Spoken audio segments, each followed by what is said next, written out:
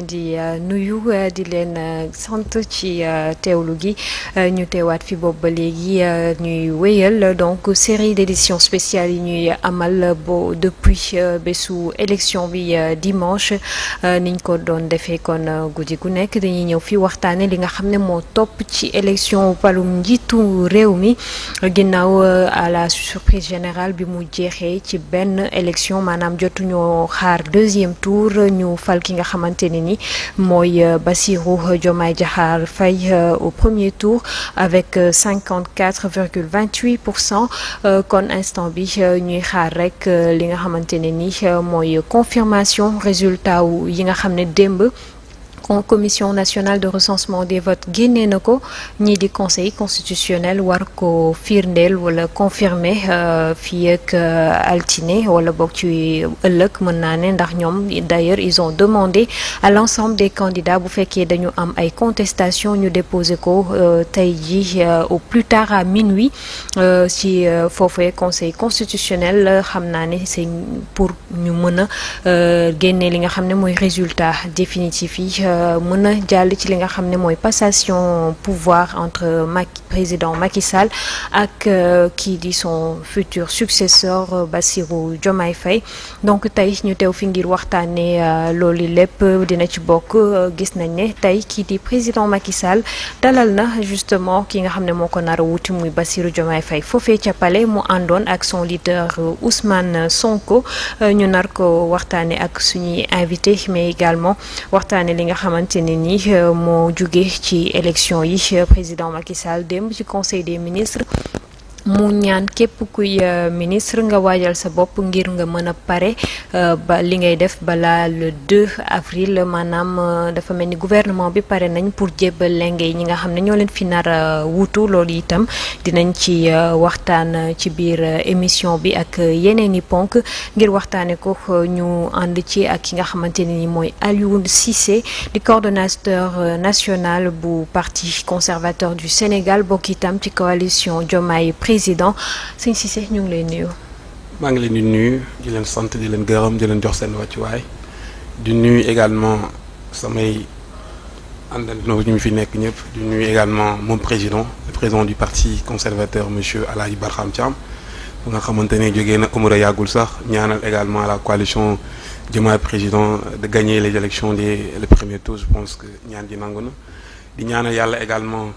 le président le plus jeune président monsieur le président Diomaye Faye yàlla may ko gudd fan ak wér surtout également ànd ak si lu nga xamante ni mooy un projet bu nga xamante jaay nañ ko sénégalais mu nekk projet bu wér comme incha allah merci. monsieur Cissé kon dina fi ne teew ak ki nga xamante ne ni mooy Misbah Silla nekk secrétaire général adjoint bu collectif Ñoo Lank monsieur Silla yow it ñu ngi lay nuyu di la dalal ci plateau bi. ñu ngi lay nuyu di la fay nuyoo aussi di nuyu ñi ñu bokkal débat bi rawatina suñu grand Samb mais aussi suñu mbokk Cissé bi ñu ngi koy nuyu moom bu baax di am mbégte nag ci dalal bi ñu dalal ba ñu mën a waxtaanee li nga xamante ni moo soxal réew mi. ni nga ko annoncé kii di Sambou Biagé aussi teew na fi Sambou mu mel ni yow da ngaa déserté woon koor gee la jàppoon da ngaa nekkoon ci campagne bi wala nu mu demee koor gi daal jeexagul man dama njortoon ne koor gee la jàpp mais feeñul ci yow. waaw ñoo ngi sant yàlla bu baax après ma la nuyoo di wax ne rek yaram wee sutante woon rek waaye dañ ci sant yàlla bu baax a baax ndax teewaat nañ fi ngir rek mën a jàkkaarloo askanu Sénégal. ci télévision bi nga xamante ne moom mooy la magie de la télé muy la GTV am mbégte loolu jàkkaarloo ñi sa invité yi di Misbah di un très très jeune entrepreneur ku nekk koo xamante ne ku lu ñuy xeex am na solo mais également monsieur Cissé bokk ci coalition Diomaye président di la jaajëfal bu baax a baax. kii di Sambou Biagé kon ñu am mbégte mu fekk si waat ñu fii ginnaaw ay fan ñu namoon la lool ci plateau bi ak say analyse ci baat bi ndax baat bi léegi dëkkagul waaw mais mënuñu la woon bàyyi nga toog noonu continuer fali ka nga ñëwaat dañuy soxandi ak baat bi rek yàlla na yàlla yokk tan gi donc ñuy wéyal di door émission bi ci li nga xamante ne ni image yi dafa mel ni moo ko yëgal ñëpp ñu jékki-jékki si ngoon gis ay image yu palais ñu gis ki nga xamante ne ni moom la Sénégalais yi fal ci dibeer ji jox ko seeni voix muy Bassirou Diomaye Faye futur président du Sénégal war a wutu ki nga xamante ne ni mooy président Macky Sall le président en exercice mu àndoon ak ki nga xam ne mooy son leader Ousmane Sonko image yaa ngi noonu kon ñu demoon fële ci palais de la République muy loo xamante ne ni image yu ñëpp rafetlu la muy image yu njëkk yi ñu am entre les deux présidents le président sortant et le président qui devrait lui succéder Cissé naka nga gisee image yi. Je pense que dans un premier temps dañu war a xam ni Sénégal réew jàmm la parce que ku xool seetaan image bi nga gis le président Macky Sall sourire bi ak le président Bassirou Diomaye Diakhar Faye seen accueil bi tamit c'était très bien donc juste pour dire aux Sénégalais que Sénégal réew jàmm la te jàmm moo fi war a continuer jàmm moo fi war a am ba keroog bi nga xamante ni vraiment les Sénégalais seront dans la liberté donc man analyse bu ma ci joxe par rapport à ça que ñun ñu xam ni on a une responsabilité parce que diriger un pays et que la jeunesse a confiance au nouveau président qui est jeune encore je pense que déjà ñun am nañ ci responsabilité parce que campagne bi mu ñëwee dugg nañ ci gox-goxaan yi laaj askan Sénégal laaj leen vraiment ñu jox ñu réew mi donc je pense que l'heure de divertissement on n'est plus dans ça nous sommes également l'heure également de la réalisation et de la construction surtout donc je pense que le président Bassirou il est conscient de cela parce que keroog bu mu doon defee premier discours am au niveau de Radisson il a été clair par rapport à ça nous avons nos préoccupations et parmi les préoccupations c'est l'emploi des jeunes mais aussi de revenir également ñu waxtaan sur nga xamante ni mooy les prix des prix des denrées alimentaires waxtaan également avec staff am je pense que gis ngeen ko def briefing avec staff bi mais wax aussi surtout le projet bu nga xamante ni moom la ñu proposé Sénégalais yi donc juste pour vous dire encore une fois le président Bassirou Diomaye Diakhar Faye il est conscient des enjeux surtout également tournure Sénégal bu nga xamante ni moom la ñu am donc di encourager Sénégalais yi ñu def nànk que ce n'est pas facile que ñu xam ni on a un président jeune aussi qui doit prendre et qui doit apprendre beaucoup de choses avant d'arriver également à une belle destination su ki nga xamante ni moo fi nekkoon Macky Sall le président Macky Sall bon il a eu du temps avant de faire cette réalisation mais nañ bàyyi également aussi le président Bassirou Diomaye projet yu nga xamante ni ñun moom lañ jaayoon askan Sénégal parce que campagne électorale yi dugg nañ ci gox-goxaan yi def toutes les régions presque nekk matin midi soir la nuit dans les nuits nocturnes travailler avec les Sénégalais sur un projet histoire de faire comprendre que nous on a un projet pour les Sénégalais je pense que c'est un projet réaliste et réalisable bu nga xamante ni avec le président ça va marcher inchallah. Alors Sambou ñu gis ay poignées de main ay accolades entre ñoo xamante ne ni on peut le dire comme ça daanaka doonuñu laale ci sur le plan politique bien sûr tey jii est-ce que du jàngat buñ ci war a jëlee surtout par rapport à la population parce que tey seen opposition demoon na ba indi ay ñagas-ñagas ci ay diggante yoo xamante ne nii gën na jege sax ñoom relation yi ñu am tey ñu toog joxe le bon exemple wane ne Sénégal rek moo njëkk te mooy mujj donc aujourd'hui est-ce que ça c'est pas une leçon pour la population ñi nga xam ne ñoo nekk derrière di leen soutenir ku ci nekk camp boo mën a nekk. waaw damay dam ne d'abord tout ça pour ça li yàlla nam ak doomu aadama lu mu nam li yàlla nam mooy am je pense que tout ce dont le Sénégal a traversé comme difficulté comme injustice comme plein d'autres choses yoo xam ne dafa balafrer notre démocratie yàlla mooy wane boppam mooy que ni ku munti doon sa dogal la waaye man may kii mujjee mbir mi je pense que yàlla loolu lañu bëgg wan yàlla daf ñu bëgg wan ni moom mooy dogal te du doomu aadama mooy dogal l'homme propose Dieu dispose je pense que li ñu doon xëy na maanaam jëflante mooy bés bii bu mu am na mënoon na ñàkk lu bari am na fi mënoon na ñàkk bu ñu xalaatoon ne kenn ku nekk bu defoon sa bopp ni yàlla mooy dogal du ñun du yow Macky Sall du yow Sonko du yow Diomaye yàlla ci boppam moom mooy dogal ki mu jox li nga xamante ne moom mooy as lëf ci nguuram ci pouvoir am kenn ku ne bu ko xamoon xëy na lii yëpp du am y a eu trop de choses qui se sont passées avant ce jour-ci tey am na ñoo xamante ne dañoo dëddoo àdduna seen waa kër ñu ngi gis image yi di jooy li tax mooy am na ñoo xamante ne dañoo ko xeex pour mu am malheureusement fekkee wuñ bés bi mu nekk jàngat yoo xamante ne dañ ko war a intégrer ci lépp lu ñuy def mu nekk loo xamante ne lu am solo la c'est la bonne marche de la démocratie le Sénégal lii la namm je pense que c'est le 5e président ce n'est pas nouveau que ñu gis un président de la République entrant di dem palais ñi koy won palais ba di rencontrer le président de la République sortant je pense que gis nañ ko fii 4 fois lii mooy 5e fois et loolu dafa war a continuer et image bi daf ñuy réconforter ñun ñëpp aujourd'hui ñu tété les péripéties yu jàll que la démocratie sénégalaise reste véritablement une démocratie solide une démocratie souhaitée par nos ancêtres et qui aujourd'hui continue en tout cas à faire son chemin peut-être fi may terminer par rapport ak lii monsieur Cissé du moom kese gi dégg naa ñu bëri ñu ngi naan à chaque fois bu ñuy wax dañu naan un jeune président pour moi il n'est pas jeune Macron quand il est entré à l'Élysée il avait 37 ans Diomaye Faye à 40 ans ci nit jàpp naa ne ci góor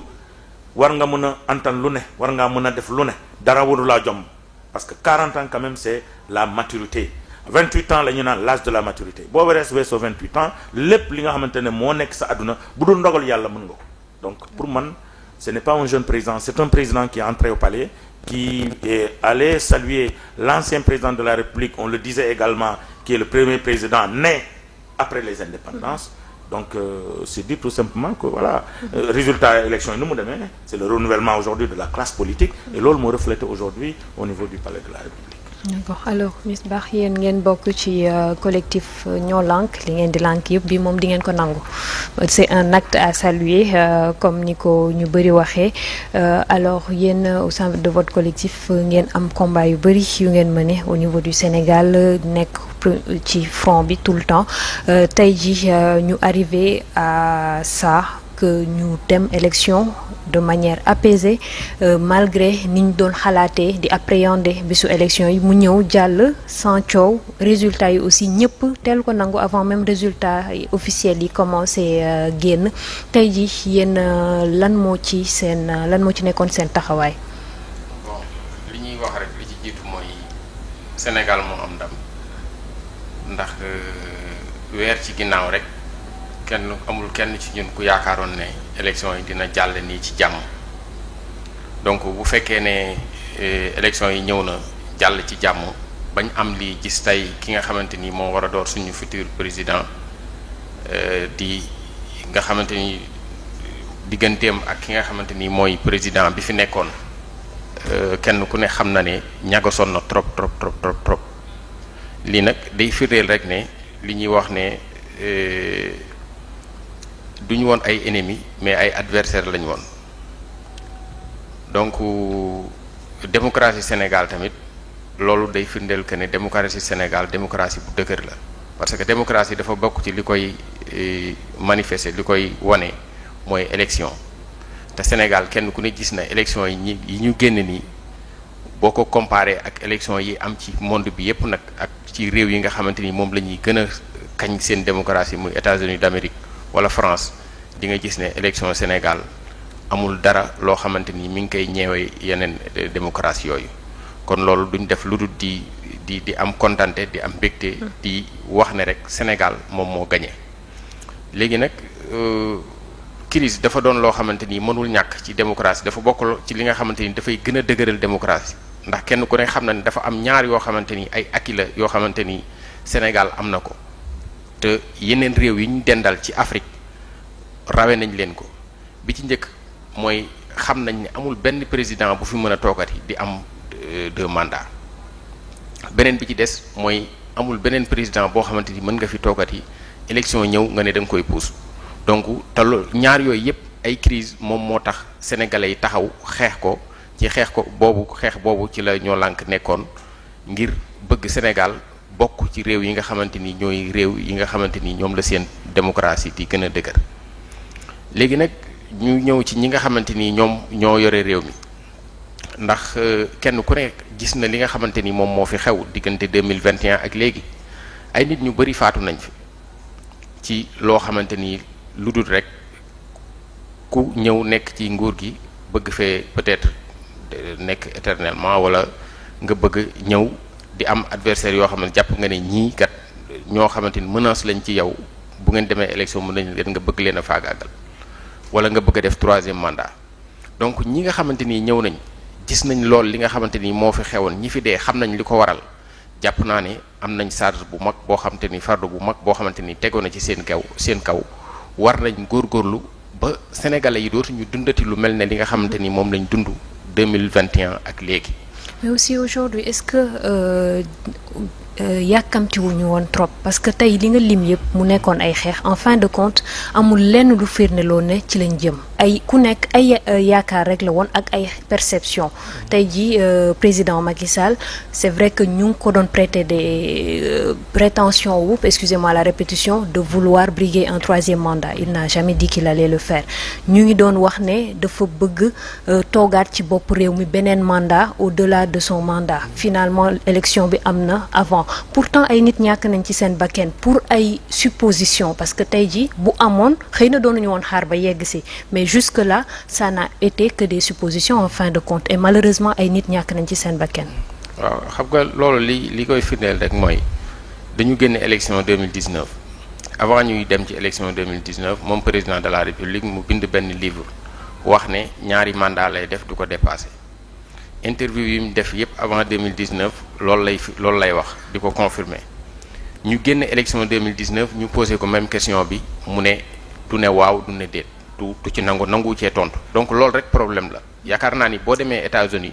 wala nga dem France wala nga dem bépp pays boo xamante ni ñi ngi fay wax démocratie président bu am benn mandat ba pare boo toogaat 2e mandat question boobu sax duñu la ko posé. donc est-ce que tam li ñu ko doon poser question bi finalement sonal ko woon ba tax mu bañ a loolu moo tax nag puisque moom xam na ne warut a defaat 2e mandat warutoon a maintenir li nga xamante ni mooy flou bi ci question boobu dafa waroon a wax rek ne parewul pour def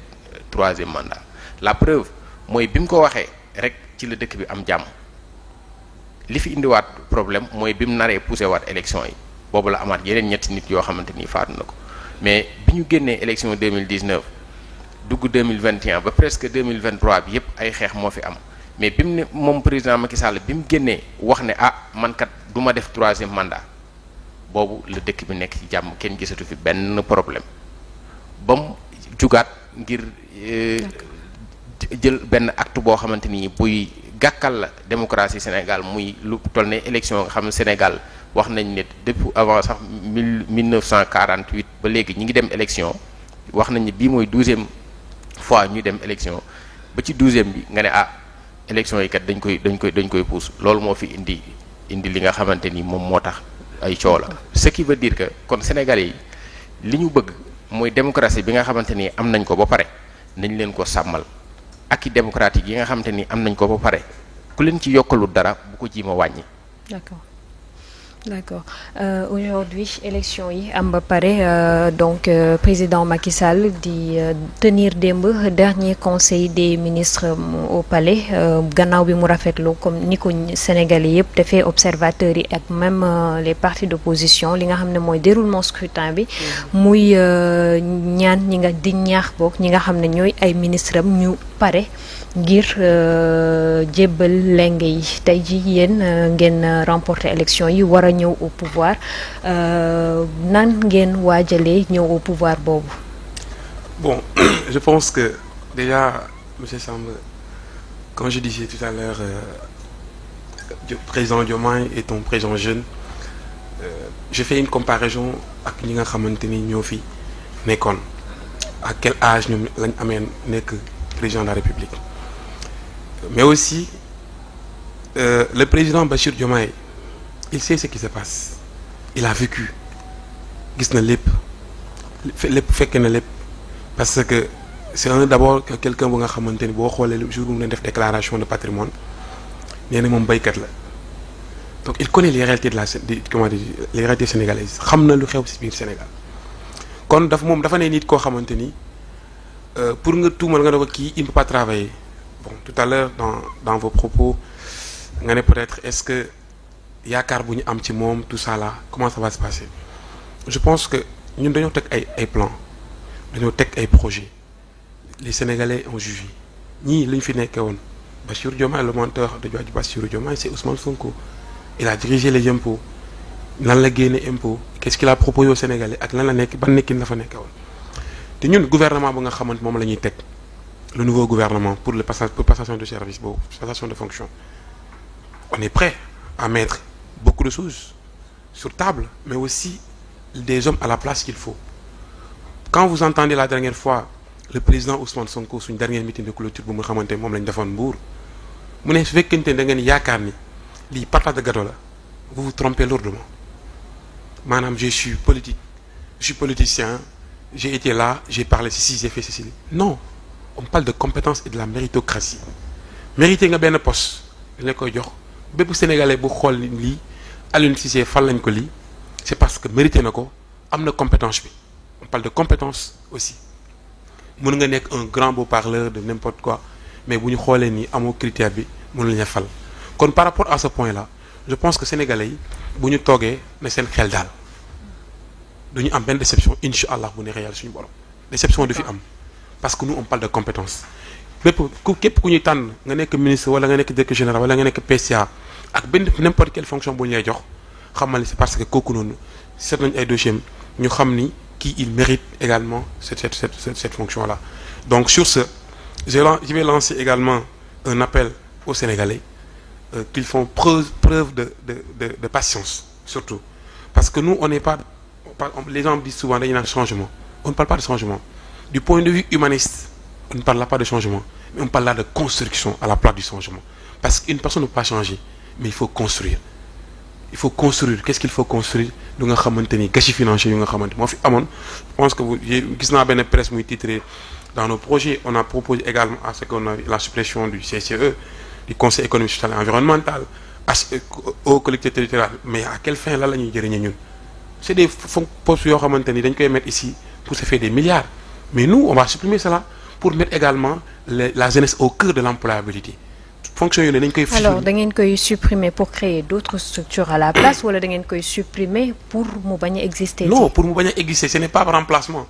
ce n'est pas question de remplacement on ne prend pas des questions de fonction ñu remplacer que non là loolu amul sens il y a pas de sens seulement on a remplacé on remplace pas on supprime le conseil économique social et environnemental le haut collectivité territoriale nga xamante ni doo xam ban rapport la ban apport lay andi. alors est-ce qu'aujourd'hui c'est pas prématuré de prendre ces décisions c'est vrai que création bi fi la ñu fekk on a vu le fonctionnement on peut a priori penser que ils ne font pas grand-chose mais tey jii vous prenez le pouvoir vous allez recevoir tous ces dossiers-là est-ce que mënoo leen woon xaar ba xoolaat. réfléchir ci xool li ñu def au bout de ces quelques années yi nga xam ne teg nañ fi structure yooyu yëpp xool li nga xamante ne ni mooy seeni résultats su fekkee doyu leen là ngeen doog a jël décision wu supprimer ko mais jël décision supprimer ko sans pour autant au préalable xool aussi lan la ñu apporter.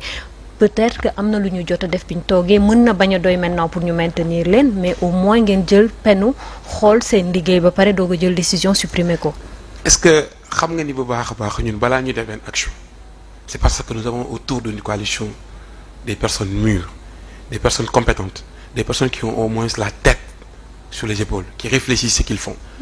boo xoolee ñun lépp lu ñuy teg c'est parce que dafa am ay stratégie mais imaginez-vous ñu ne le budget de fonctionnement du gouvernement ou bien le fonds politique bu nga xamante ni président de la République da koy am mais c'est des milliards parfois les gens disent que bon pour ne pas donner des chiffres exacts ñeneen ñi dañuy naan 8 milliards ñeneen ñi naan 11 milliards j'ai pas la valeur exacte mais imaginez-vous valeur yooyu noonu mais dans notre programme on va parler également de diminuer ces fonds politiques à quelle fin nga am également les Sénégalais qui souffrent à Fongolémi les Sénégalais également qui souffrent également partout dans le pays nga leen propose également cela la suppression bu nga xamante moom la ñuy wax suppression boobu noonu on a d'abord diagnostiqué ñu xool les tenants et les aboutissants on a jugé nécessaire que ñi li ñuy apporter à la population sénégalaise au détriment de la jeunesse c'est trop basique c'est trop minime donc sur ce à la place de ces milliards que l'on met à la disposition de ces gens-là, on préfère également de supprimer cela et de doctorer également à la jeunesse une employabilité pour mettre plus jamais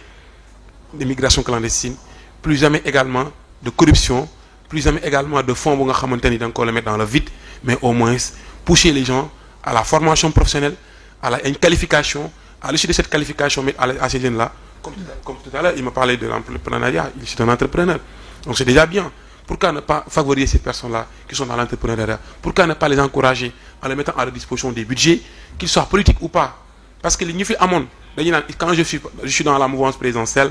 lu ma neex lay def, lu ma neex lay wax. Je suis dans la mouvance présidentielle, su ma nekkee sama xarit si laa nekk sama xarit wala Samb nekk sama xarit ma woo ko ma nekk tonton Samb bëgg naa vraiment am benn ma ne ok je vais avec le président ñu plus jamais ça. Des personnes à la place qu'il faut. On parle de compétences et de mérite, voilà, mais ce truc de fonds bu nga xamante ni kenn xamul fan lay dugg, non, plus jamais ça. Des personnes à place qu'il faut, un Sénégal aux Sénégalais. D'accord. Le Sénégal d'abord, pour au moins que la compétition soit une compétition purement africaine. Voilà. Alors Sambou, le gouvernement pare na pour joxe lenge yi ñi nga xamante ne ni ñoo jël pouvoir bi muy coalition Diomaye président war a ñëw wuutu leen aujourd'hui un gouvernement sortant, un gouvernement entrant, bien sûr gouvernement entrant bi li ñuy xaar ci moom moo ëpp solo que ñi nga xam ne ñoo fi jógee, donc tey jii quel gouvernement ak lan la ñuy xaar ci ñoom. Waaw. Je pense que attente yi rëy na le score ci élection bi rek doy na comme signalétique mooy que les attentes sont réelles. 54% dès le premier tour pour une élection présidentielle au Sénégal pour l'opposition, c'est inédit. Loolu dafay firndeel ne comme je le disais avant les élections, avant élection bi maa ngi lay naan Sénégal du ñu fal dañuy folli ñi fi nekkoon dañ leen folli fal ñi fi ne te lii ne xaaree du dara lu dul erreur yéen ña lay defoon mbir yéen ña lay defoon mooy moom lañ bëggatul moom lañ nammatul, donc ñii bu ñu toogee dañuy def réparation. Donc il y a ce qu'on appelle réparation ak programme ñii di dugg moom lañ leen di xaar mooy damay faral di wax ne toujours le gouvernement qui va venir dana am chantier bu rëy d'abord mooy réconcilier les Sénégalais, parce que situation bi passé tax na ba dans une famille on est divisé, on ne parle pas le même langage, et des familles même ont déménagé divisées complètement au Sénégal à cause de la situation bi passé. Donc ki toog dafay réconcilier les Sénégalais, mais également réconcilier la justice et son peuple, parce que peuple bi fi nekk actuellement nii véritablement gëmatuñu seen justice, ça c'est une réalité, c'est dafi ne gëmatuñu seen justice. Ñaati jeunes lañ yóbboon en prison, ñaati personnes ñoo demoon en prison, ñi génnee leen noonu da ngay xam ne ñii bi ñu leen di génnee dañ leen doon accueillir di leen di jàpp comme des héros comme Nelson Mandela. Ñooñu xam nga tey da ngay jàpp ne ñooñu gëmatuñu justice bu Sénégal, parce que ñoom li ñuy jàpp mooy li ñu def seen bopp ne justice bi leen jàppoon du justice boobu moo leen bàyyi, waaye ci dogalu njiitu réew lañ leen bàyyee, kon bu ñu gëm justice. Donc ñii di toog nii mooy li deuxième chantier bi mooy réconcilier le peuple et la justice. Le troisième chantier.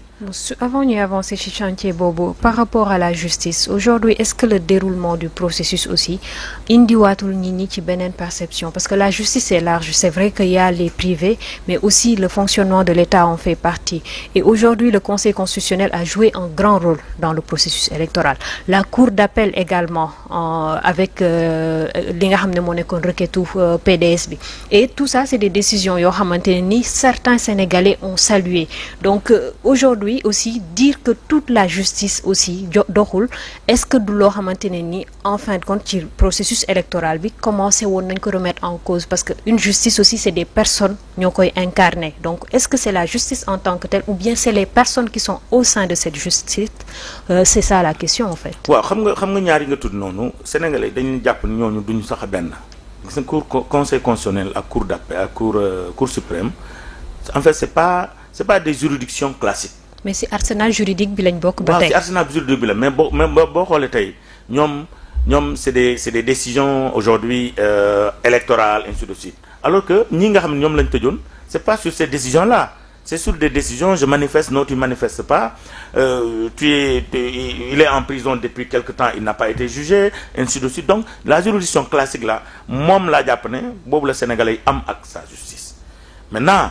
chapeau bas au Conseil constitutionnel mi nga xamante ne bu dul woon moom tey voilà Sénégal mu ngi ci leneen ah loolu lu am solo la donc jàpp naa ne loolu c'est vraiment un chantier c'est un chantier pour man boo xamante ne ñi fi nekk war nañ ko def. Le troisième chantier c'est de ramener le Sénégalais autour de la République demoon nañ ba benn moment les Sénégalais ne considéraient plus la République est bafouée les institutions bafouées parce que dañ dem ba considérer finalement quand tu es dans le pouvoir tu peux faire ce que tu veux type comme ni mu doon waxee mën nga def lu la neex le marché tu donnes à qui tu veux le marché tu reprends sur qui tu veux donc finalement on ne comprenait plus les marches de la République donc loolu aussi beneen chantier la mooy permettre aux Sénégalais aujourd'hui d'être des vrais républicains donc pour man 3 chantiers yooyu ñu ngi leen di xaar maintenant ces 3 chantiers là n'ont rien à voir maintenant à la situation bi nga xamante ne foofu lañ fekk Sénégal le Sénégal traverse une situation extrêmement difficile à tous les niveaux d'abord sur le plan des denrées de première nécessité tout a flambé qu'est-ce qu'il faut la mesure première c'est de baisser les denrées alimentaires les denrées de première nécessité baisser ko ceeb bi ak diwlin bu foo mu wàcc dans la semaine il faut ñu gis ci loxo ñi nga xamante ne ñoom ñooy les nouveaux tenants du pouvoir mooy que ceeb ak diwlin bi na wàcc léegi. Est-ce que mën na nekk. non mën na nekk parce que bu fekkente ne. Monsieur Cissé je vous pose la question rapidement avant ñuy avancer. non laissez-lui non je continue mën na nekk parce que xam nga lu mu wax nii parce que xam naa ne su ma soo ko foofu lay jëm parce que aujourd'hui le haut conseil des collectivités territoriales c'est 7 milliards de francs CFA. Le conseil économique social et environnemental c'est 14 milliards de francs CFA 14 milliards plus 7 milliards ça fait une bonne manne financière boo xamante ne mën na aujourd'hui dugg dans la subvention des denrées de première nécessité donc pour man effectivement loolu dañ ko war a supprimer le conseil économique social et environnemental ak le haut conseil des collectivités sans compter le haut conseil du dialogue des territoires des 3 institutions yoo xamante ne man en tant que journaliste je n'ai jamais vu des propositions concrètes jógee ci ñooñu pour la marche de la République. Alors déjà là lu tax ma ne mën na nekk y a un problème parce que yow yaa ngi gis ne budget yooyu buñ ko utiliser buñ ko jëlee mën nañ ko utiliser ci li nga xam ne mooy denrée première nécessité sans que monsieur Cissé je parle sous votre contrôle moom mu ngi waxu employabilité des jeunes c'est vrai que c'est un budget colossal mais aujourd'hui yow boo ci gisee ci benn mu dem ci benn secteur moom mu gis ci mu dem ci beneen secteur déjà y a un problème parce que budget bi li muy takku mënul dem ci secteur yëpp donc ñoom tey il faudra ñu xool fan mooy secteur prioritaire bi ndax employabilité des jeunes la ndax denrée première nécessité la ndax inondation yi di ñëw prochainement la tout ça c'est des questions donc c'est pas lu ñu mën a xëy tey def ko mu am suba. non man maa yoon ci di lister les priorités pour man la première priorité mooy bi nga xamante ne il faut que sénégalais gafaka sénégalais bi d'abord mu gis boppam mooy li nga xamante ne moom mooy denrée de première nécessité dafa war a wàcc maintenant mu ñëw maintenant sur l'employabilité des jeunes pour man dafa am loo xamante gëwuma ko xam nga lu ma gëmul mooy état di créer emploi man gëwuma ko xam nga lan laa gëm mooy créer les conditions de création d'emploi il a parlé tout à l'heure d'entrepreneur c'est-à-dire il faut créer des champions nationaux boo créer des champions nationaux ñoom ñooy englober aujourd'hui la jeunesse ñoom ñooy englober aujourd'hui plus d'emplois ci li nga xamante ne moom lañ nekk parce que tey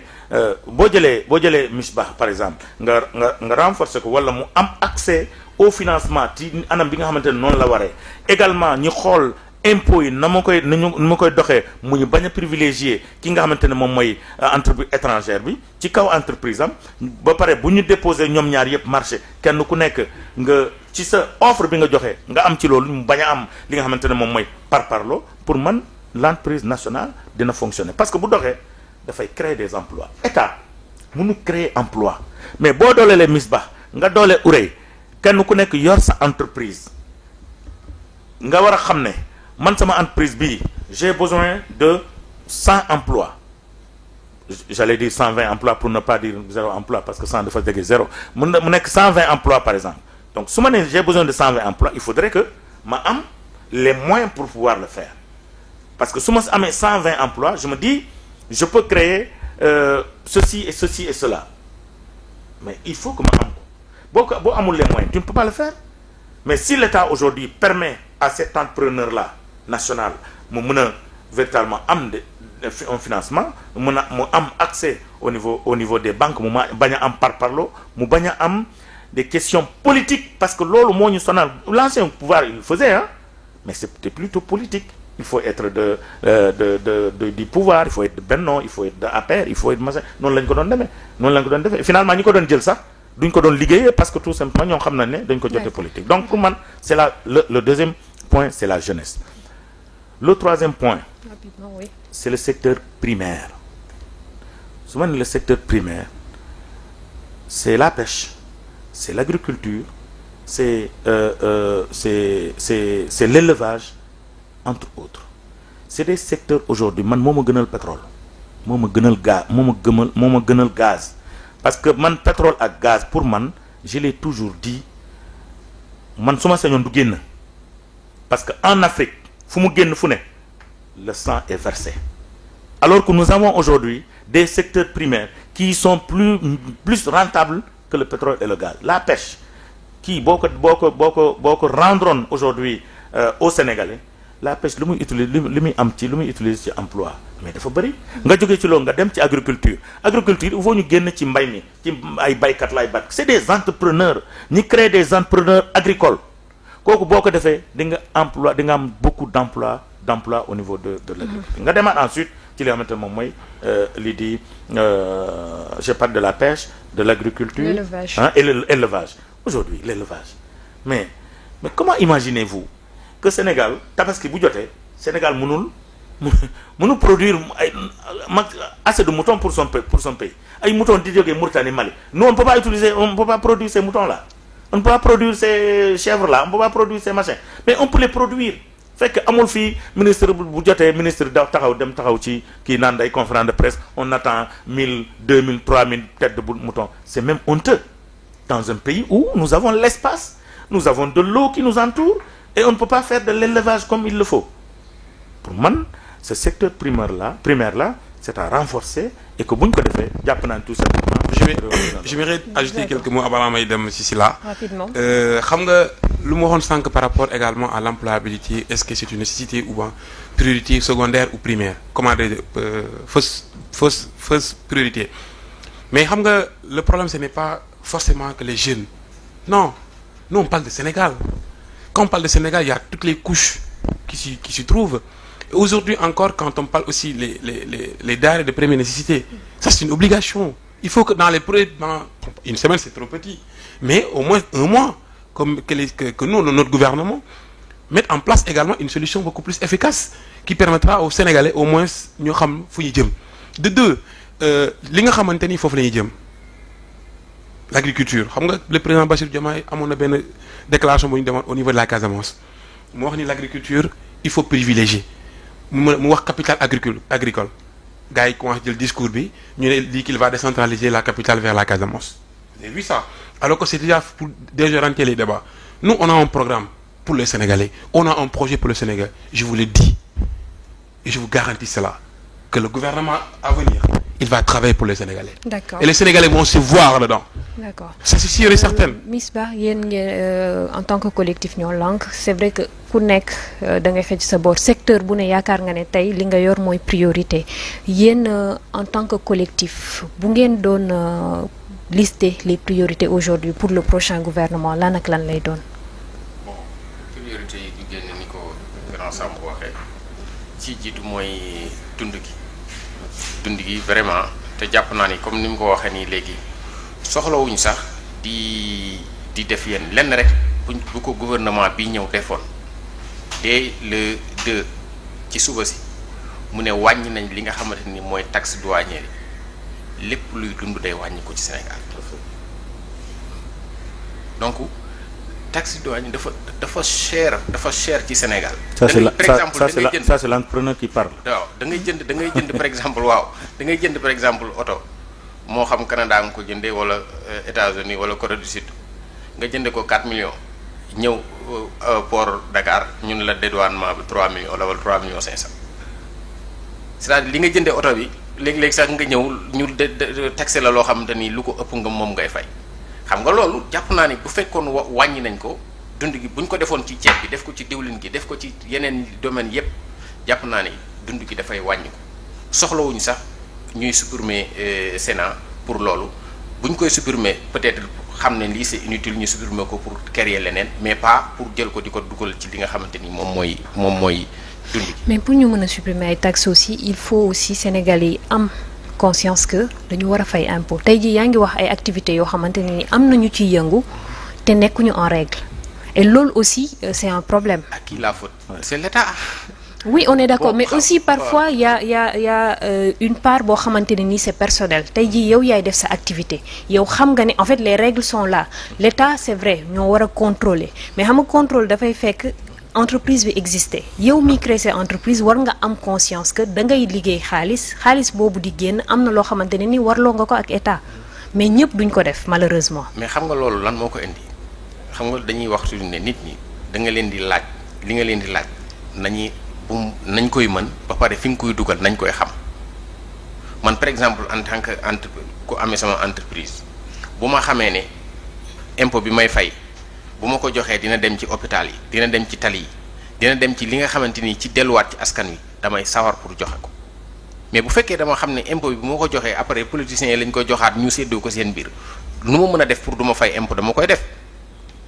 donc loolu mooy problème bi fraude fiscale fépp la am yaa ngi dégg États-Unis d'Amérique ñi ngi jiñ Trump ne ko dafa def benn fraude fiscale ci benn entreprise donc État moom moo war a teg les moyens nécessaires pour contrôler li nga xamante ni mooy entreprise yi mais tamit fexe ba entreprise yi yépp yombale leen ko donte am na ay APIX ak yeneen chambre de commerce ñi nga xamante ñooy entrepreneurs yi mën a am facilement les papiers nécessaires pour mën a nekk bañ a nekk ci li nga xamante ni moom mooy informel. beneen bi ci des mooy réforme institutionnelle jàpp naa ne loolu soxlawul ay milliards pour def ko. jàpp naa ni président Diomaye buñ ko falee jàpp naa ni ci weer wu njëkk war naa mën a def tout pour que ne du siéger ci li nga xamante ni conseil supérieur de la magistrature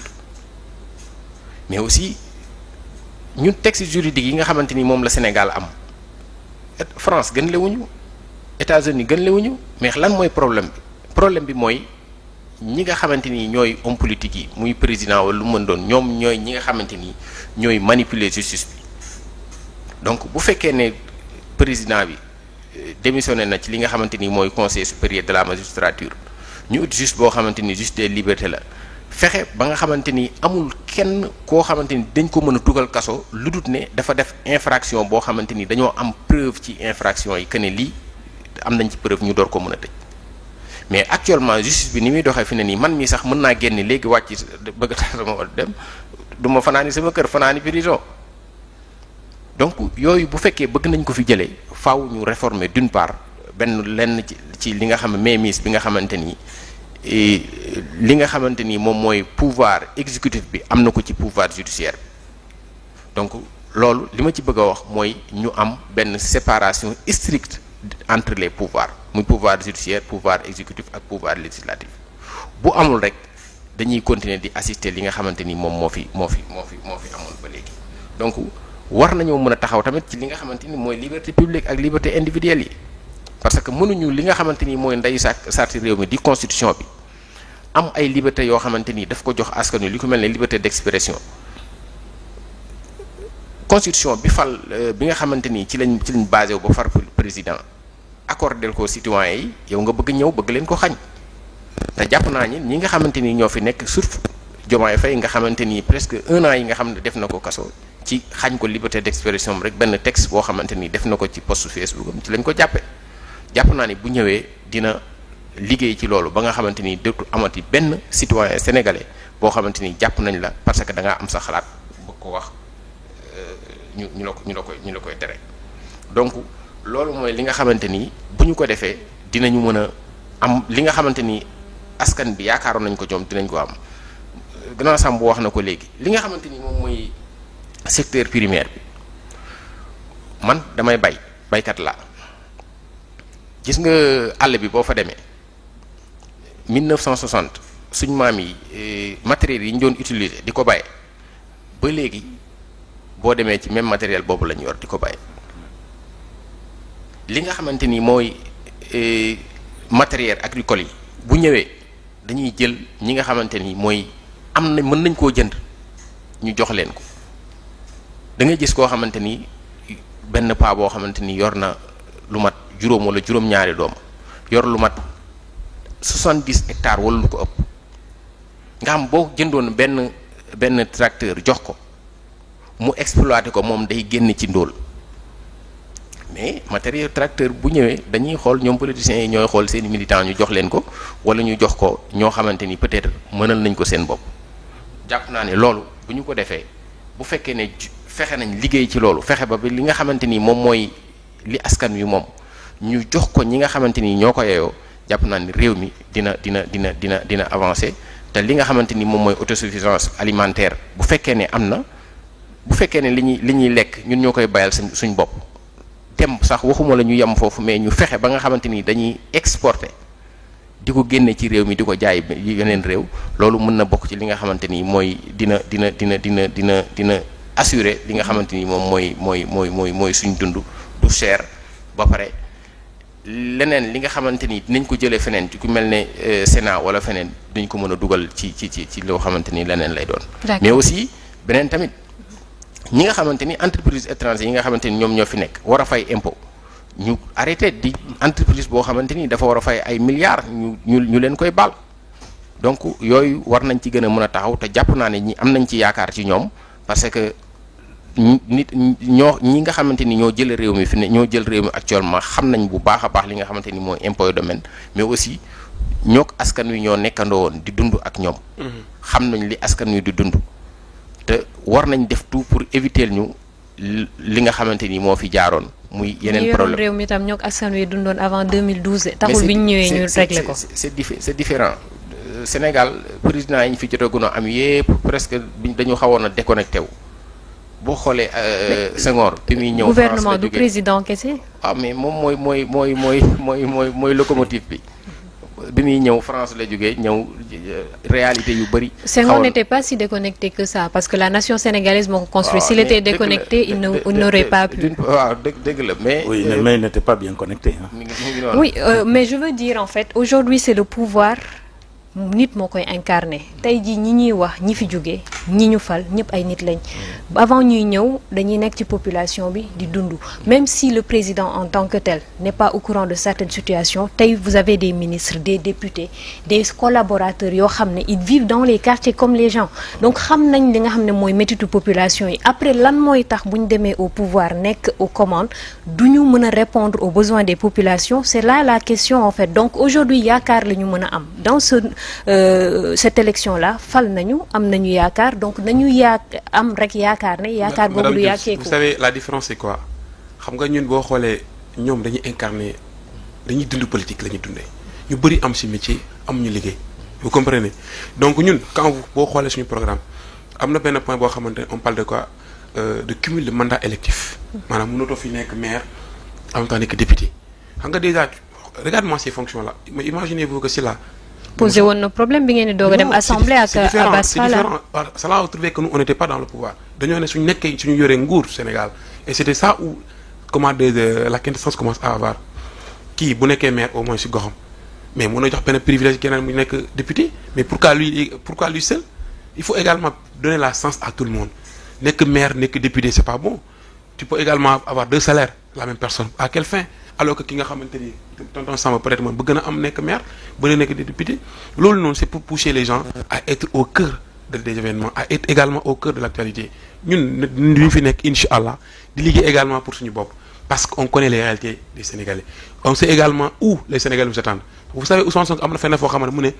ñun là où les gens vont nous applaudir c'est après les 5 ans je pense que dégg nañ ko mu ne si 5 ans yi les Sénégalais ñu toog di xam ni ah ñi fa lañ jëm ak ñun ci 5 ans la ñuy def évaluation si on a échoué lui-même il va dire au revoir aux Sénégalais mais si on a réussi mais bien on va revenir ah. yaa ngi tudd léegi. oui li nga doon wax sànq. c'est très important. te Miss Ba nekkoon ci yoon boobu mooy que aujourd'hui nous avons eu 4 pouvoirs ça c'est la 5e république. Si on peut le dire mais les 5 républiques am na fu ñu wutale ci ñi leen di ñi koy incarner. Effectivement Senghor oui il est venu nee nga il était connecté il connaissait un peu les réalités mais en réalité il n'était pas bien connecté il était plus dans la tâche bi nga xamante ne France moo ko dédié que sur la chose sénégalaise d'ailleurs loolu moo indi différence am ak Mamadou Dia si on se souvient très bien Mamadou Dia mi nga xam ne dafa dem vers les agriculteurs et Senghor a pensé que peut-être dafay fomenter un coup d'état alors ça c'est Senghor. Abdou Diouf il est né dans la République il a grandi dans la République il est devenu ce qu'il est devenu xamul lan mooy difficulté donc lui aussi et lui-même moom moo ko waxal boppam bi ñuy daanu deuxième tour dafa ne woon je ne savais pas que lii ak lii am na fi donc lui il n'était pas connecté du tout donc il était dans la bourgeoisie totale alors kan moo ñëw Abdoulaye Wade connaissait le Sénégalais mais il connaissait pas le Sénégal donc foofu mooy différent il connaît plutôt le Sénégal mais il connaissait pas le Sénégalais il connaît le Sénégal parce que il a vécu dans d'autres pays et loolu la bëgg a indi Sénégal loolu mooy indi chantier il veut construire le Sénégal parce que pour moom je suis entièrement d'accord avec lui pourquoi les autres pays raw Sénégal alors que Sénégal jàmm ngi fi mënuñu am sax benn pont bu ñu mën a xool ñu ne lii c'est une infrastructure d'envergure mu ñëw mu investir ci loolu benn moment mu fàtte le Sénégalais Macky Sall mi nga xamante ne xamul bitim réew Sénégal gii la xam moom xam na Sénégal xam na le Sénégalais mais malheureusement il a été berné il a perdu son propre pouvoir dans sa gestion naka d'abord wax naa ko keroog quand il est venu partage du gâteau la def parce que pour la première fois je vois un parti au pouvoir qui ne gère aucune des institutions à part la présidence de la République nga ñëw nga tayle Assemblée nationale jox ko quelqu'un koo xamante ne démb bu la joxoon bu ñu ko joxoon paaka mu rey la mu jël Assemblée nationale jox ko un parti d'opposition bi nga xamante ne pour deuxième tour moo tax ñu juboo mooy Moustapha Niasse mu jël li nga xamante ne moom mooy conseil économique social et environnemental jox ko kenn koo xamante ne maire moo tax mu génn fële ñëw ci yow mooy Aminata Tall mu jox ko conseil économique social mu jël li nga xamante ne moom mooy au conseil des collectivités mi mu defar moom jox ko beneen adversaire boo xamante ne adversaire u këli la woon mooy adversaire u Moustapha Niasse la woon donc cette adversité dafay continuer dans le pouvoir et dans le même pouvoir donc nga jël institution boobu nga jox ko keneen lan moo la dese au conseil des dialogue des territoires nga jox ko beneen opposant boo xamante ne il ñëwuloon ànduloon ak yow premier tour mooy Djibo dem si yàlla Djibo Leyti Ka donc il ne gérait qu'une seule institution c'est la présidence de la République beneen bi tegu ci mooy li nga wax sànq effectivement peut-être am na la volonté de vouloir faire mais quand tu as des ministres yoo xamante ne entre guillemets c'est des baadoolo parce que li nga wax noonu baadoolo la loolu mooy baadoolo en fait mooy dañ la jox nga lii pour nga defar ko nga xam ko mais nga falu rek yaa ngi dëkkoon mbëllëxe wala chez moi là-bas à Ndoga Babacar dëkkatoo fa nga ñëw Almadi nga tabax nga dëkk fa nga yor sa oto nga yéegal say vitres tente faaleetoo Sénégalais yi c'est-à-dire yow tu fais de la bourgeoisie loolu mooy baadoola malheureusement Macky Sall président Macky Sall ay yu bëri yu mu defar comme ministre ak DG ay baadoolo la ñu mooy seen yoon nekkul ci sénégalais. alors ñoom seen wàllu bopp kese. alors loolu bokk na ci li sonal tey Macky Sall. aujourd'hui ma terminer avec Bassirou. oui avant cette question. Bassirou Diomaye ñëw mu nekk un vrai sénégalais boo xamante ne août ba la jóge xam na luy mbay gis nga ki lu mu lay wax ne man sama kër sunu ak sunu sémoire ak sunu temps bi jeex na waaw sunu ak sunu sémoire moom ma mag mu ngi foofu moom la ñuy bàyyee ba léegi. Diomaye ci yooyu la màggee donc Diomaye est un Sénégalais boo xamante ne il est appelé à se connecter et à se comporter comme Sénégalais comme moom nu mu comporté woo ba mu nekk jël le pouvoir mu war a xam ne aussi lu dul yàlla neen la. que bu duloon yàlla. moom musul xalaat ne dina nekk président de la République cette image bi nga xamante ne moo génn sànq palais Ousmane Sonko tout à fait à l'écart la main dans la poche. 3 hommes du palais autour de Diomaye à la porte du véhicule di génn loolu c'est très fort et que aussi le message de Ousmane Sonko sa première rencontre avec le président Macky Sall au palais corona moo ko indi woon maanaam dafa am lu ñu doon xeex mooy loo xamante ne feebar la bu mu génne la mu wax mu ne c'est la première fois may gisanteeg président Macky Sall et ça va être la dernière fois jàpp naa ne la prochaine fois bi ñu gisee mooy buy génn palais may dugg je pense que c'est ce qui s'est réalisé loolu yëpp ay jàngat la tey yoo xamante ne war nañ ko mën a teg et que aussi peut-être bu ñu ko fàttee le jour du scrutin Dieu a changé le Sénégal indi benn climat boo xamante ne am na gox yoo xamante ne taw na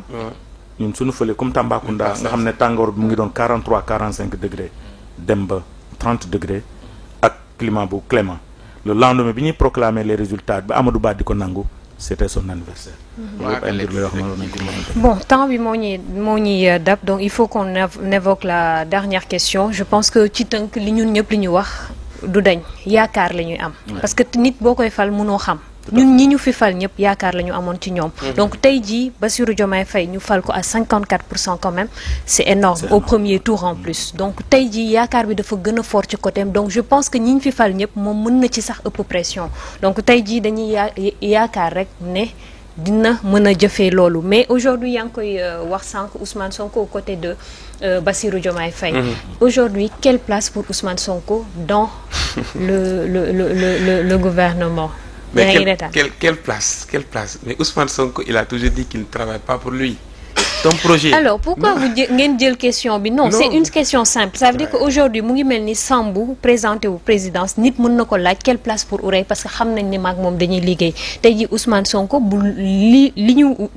mébétoon bu antu woon moom mooy nekk à la place de Bassirou Diomaye Faye donc c'est normal qu'on se pose la question ban place la ko Bassirou Diomaye Faye mën a jox pour que ñu mën a gouverner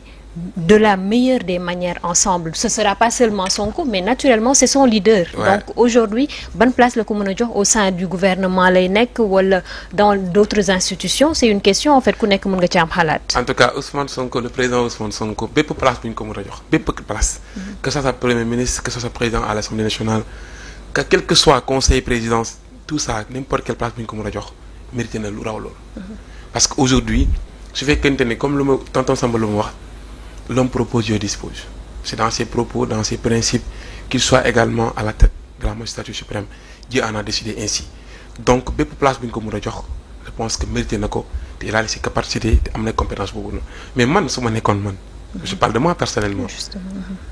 su ma nekkoon moom sa place je vais pas du ma jël benn poste. su man laa wax. du ma jël benn poste pour préparer également les élections à venir. Parce que quand vous êtes qu'il soit également l'homme de l'ombre parce que c'est lui qui a fait ces calculs-là c'est lui qui a fait qu'aujourd'hui on est arrivé à cette destination je pense qu'il sera bon qu'il s'écarte un peu histoire de voir pour également corriger Bassirou parce que bu ñu ko joxee poste de ministre aujourd'hui premier ministre ça c'est mon avis personnel waaw c'est mon avis personnel bu ñu ko joxoon poste premier ministre te man maa ngi doon xaar ni moom mu nekk président de la République vous comprenez mais dans un autre côté aussi mën nga ko jox benn poste premier ministre mu nekk chef de gouvernement il peut également gérer tout voilà bon pour ne pas aussi laisser à l'écart Bassirou attendre son âge et autres parce que c'est à cause de ñu bëri Ousmane Sonko moo tax ils ont voté également pour le président Bassirou Diomaye donc si aujourd'hui il est premier ministre peut-être ils vont se sentir que vraiment Ousmane Sonko bàyyi ko mu ngi koy nekk ñu mu ngi ne ci côté am il va l'accompagner jusqu'à également que 5 ans yi jeex quoi selon moi quoi bon Sambou est-ce que man je ne serai pas dans cette analyse là jàpp naa ne le pouvoir est trop fort. Martin Luther King disait qu'un bulletin est plus fort qu'une balle. 54% des Sénégalais ont voté pour le projet. Pas pour Diomaye. La précision est de taille. Sonko a battu campagne ci législative yi pour la députation pour d'autres personnes. Et tout le monde sait que le comportement yi nga xamante ne waa Yewwi yu bëri am nañ ko surtout son camp dañ ko def en concertation ñu jógee ci loolu ñu dem ci présidentielle campagne bi on a toujours vu le duo Sonko Diomaye bi ñuy gis le duo Sonko Diomaye gagné na et je pense que ce même duo pour sama xalaat en tout cas ci li ma jot comme information, ce duo va continuer xamul tax le duo doit continuer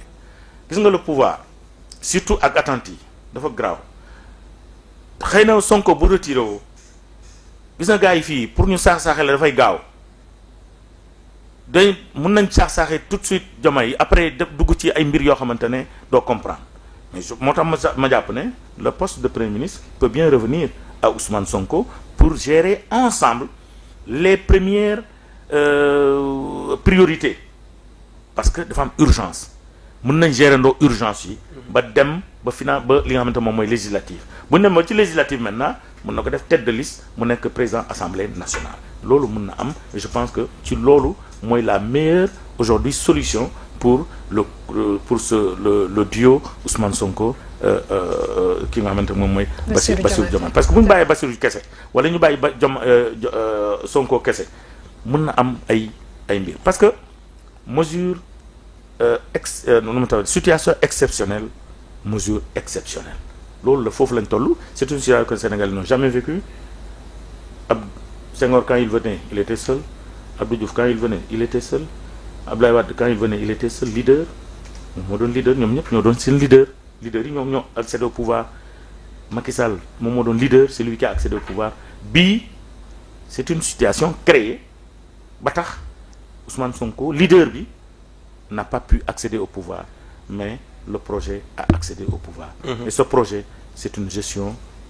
collégiale boo xamante ne en tout cas comme ni ma xamee ñi nga xamante ne moom mooy la coalition ça va être une gestion collégiale et non pas seulement entre Ousmane Sonko et Diomaye mais c'est tout un ensemble qui est là qui a géré ce projet jusqu'à aujourd'hui. D'accord. Bon. La même question. Man dama jàpp ne sax Ousmane Sonko bu bàyyee Diomaye Faye gouverner seul ce serait vraiment une très grave erreur vraiment ouais. Parce que mënuñu am yaakaar ci moom parce que si on se dit la vérité mën nañu wax ne moom lañ fal waaw ni mu fale woon ay maire fale ko ay député noonu la fale président donc ñu bëri ñi ngi pourcentage bi mu am ñu bëri ñu dañu voté parce que Ousmane Sonko moom moo wax ne voté leen Diomaye Bassirou mooy Diomaye mooy Sonko Bassirou mooy Diomaye donc loolu mooy kon bu ci turu Ousmane Sonko bi amutoon duñ ko voté loolu nag moo tax dafa war a ñëw liggéey ànd ak Diomaye ñu liggéey poste bu ñu ko mën a jox nag jàpp naa ne boo xam ne dina ko mën a permettre mu mën a liggéeyal Sénégalais yi baax na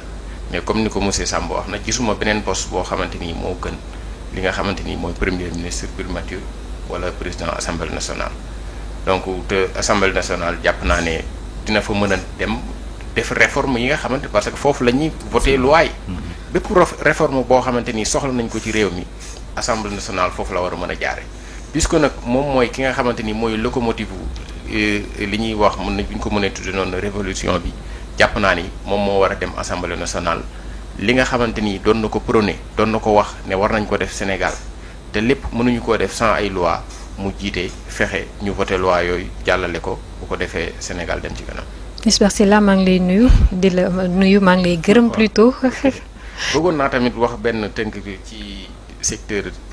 primaire bi monsieur Samb doon wax. 2 minutes baax na. du ko sax mat. du ko mat xam nga pétrole ak gaz ressource non renouvelable la. c'est-à-dire benn quantité moo fa nekk boo xamante ni day jeex. donc am na suñuy sët yuy ñëw ëllëg yoo xamante ni dañ ñëw fekk Sénégal dootu am pétrole dootu am gaz moo tax boo demee réew mu mel ne Arabie Saoudite ñu ngi commencé di diversifier li nga xamante ni waaw donc moo tax nag waruñu ci gën a appesantir bu baax a baax dañu war a fexe ba nga xamante ni mel ne ku amutoon sax pétrole wala gaz donte dañuy continuer di ko exploiter gën a focus ci li nga xamante ni mooy élevage bi agriculture bi ak li nga xamante ni mooy pêche nga xamante ni ressources yi fa nekk c'est des ressources renouvelables. D'accord. waaw loolu mooy li nga xamante ni bëggoon naa ñi nga xamante ni ñooy njiit yi bàyyi ci xel bu baax a baax parce que bu ñu bàyyi yeneen secteurs yi ñu dee rek. ñu ne pétrole am nañ pétrole ak gaz bu pétrole bi ak gaz bi jeexee Sénégal yaakaar naa ne yeneen béy yi dinañ ñu yërëm dañ ci pauvreté la ñuy delluwaat. D'accord donc ñu bàyyi la nga tàggoo gannaaw bi ñu la gërëmee. kontante bu baax a baax vraiment ci invitation bi ak li ñu may ñu mën a jàkkaarloog askan wi waxtaan ak ñoom suñu xalaat di wax ne nag comme ni nga ko waxee ci début bi ñoo lànk moom ñi ngi fi rek di continuer di lànk. parce que non bii moom bu leen lànk xam nga dañuy wax ne démocratie idéal la. si on tend toujours vers. si duñ ko c'est-à-dire du mat toujours rek am na loo xamante ni war nañ ko xeex ngir war ko mën a am. moo tax fi la ñuy toog te dañuy wax aussi que ne le pouvoir et l'argent n'ont jamais eu une bonne influence sur l'homme dañuy bañ gars yi ñu bàyyi leen rek. comme ni ñuy def fas yi taxal ko làpp bu naree màmm rek ñu téye leen leen foofu wóoru leen fay jaar moo tax bàyyil rek ñu continuer di lànk bu ñu defee lu normal ñu tàcc bu fekkee nar nañoo jëm fu ñu war a jëm nag ñun leen taaxu leen waaw li ñu leen di wax daal mooy ñun moom ba léegi yat bi ñu yoroon ak xeer yi ñu ngi koy yor ba léegi taxaw di leen dencandi ko may leen au moins quelques 100 jours de grâce yi ñuy wax xanaa di leen ko may wàccaat ci terrain bi moom dañuy wàccaat incha allah comme ni ñu ko doon defee Misbah Silla secrétaire général adjoint bu Ñoo Lank kon ñu dellu di ko gërëm di gërëm itam Alioune Cissé mi nga xam ne mu ngi bokk ci parti bi ñu naan les conservateurs du Sénégal bokk itam ci coalition Diomaye Président di la gërëm. en tout cas merci beaucoup maa ngi leen di sant yéen ñëpp surtout dalal bi c'est pas facile ak weer koor gi donc maa ngi leen di remercier bu baax a baax ci invitation sur émission bi. di remercier bëgg naa vraiment sénégalais yi xam nga ay temps daan nañu wax ni dëkk bi dafa sant Sall quoi léegi ñun ñëpp nañu waxandoo Njoko Njal Bachir Diomaye donc dëkk bi dafa sant Faye nañ ko nangandoo ñu ñaanal ko gudd fan vraiment yàlla may ko. dafa am beneen sens tam de bu ñu nee dëkk bi dafa sant Sall. parfois bu dee sa kal nga koy wax mooy dëkk bi dafa metti kon bu santee Faye. non du sant Faye xam nga bu nee santee Faye maanaam li heure liggéey moo jot xam nga léegi maanaam tëdd muy dox amatul liggéey muy dox moo am. comme Ñoo Lank lu ñu koy waxee donc di remercier également sama waa coalition la coalition gagnante la coalition exponentielle la coalition du siècle Diomaye Président di leen ñaanal yàlla vraiment yàlla may la vraiment gestion transparente gestion bu nga xamante yàlla dina si teg loxo di ñaanal également sama leader Barham Thiam bu nga xamante ni il s'est battu corps et âme dans cette coalition et surtout au niveau de la région de Kaolack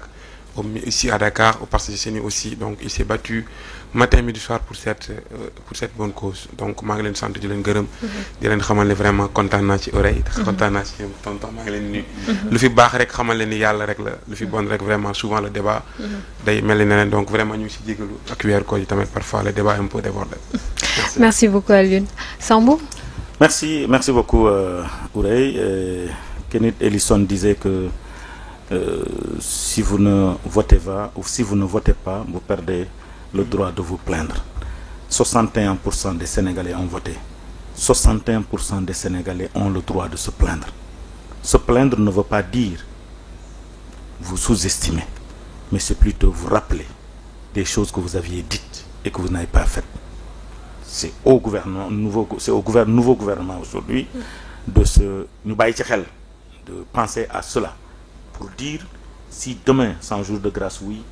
on voit des Sénégalais qui se plaignent que ñu dem ci à la source xam qu'est-ce qu'ils se plaignent de quoi buñ ko mënee saafara ñuy saafara ko buñ ko mënul saafara ñu waxtaan ak ñoom parce que loolu dafa tumurante woon ci réew merci beaucoup à demain. Voilà, à demain Sambou Biagui, à demain également.